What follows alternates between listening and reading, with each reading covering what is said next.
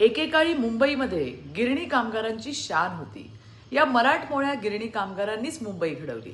मात्र कालांतराने गिरण्या बंद पडल्या आणि कामगारांचा संघर्ष सुरू झाला. दशकं गेली, पिढ्या गेल्या, न्यायाची वाट बघत संपल्या. 25 वर्ष मुंबई महानगरपालिकेवर सत्ता असून सुद्धा ठाकरेंनी फक्त न्याय देऊ, मुंबईत घर देऊ अशी आश्वासनं दिली. आता कोहिनूर मिलचं उदाहरण घ्या ना. आज तिथे भला मोठा मॉल, बिझनेस पार्क उभा आहे. त्यामागे कोण आहे तुम्हाला माहिती आहेच.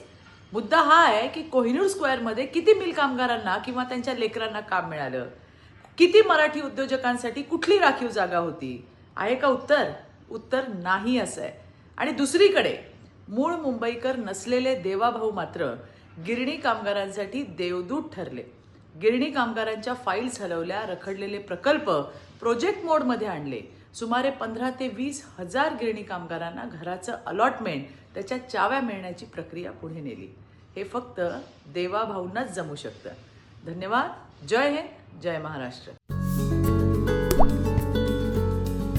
आता जोकासू एसटीपी या अत्याधुनिक जॅपनीज तंत्रज्ञानाने सुसज्ज, quick installation, energy efficient, noiseless blowers, low maintenance या आणि अशा वैशिष्ट्यांनी परिपूर्ण जोकासू एसटीपी तंत्रज्ञान प्रकल्प उभारणीपासून ते विक्री पश्चात समाधानकारक सेवा देणारी, भारताबरोबरच परदेशात देखील प्रकल्पांची यशस्वी उभारणी करणारी company Deccan water treatment private limited.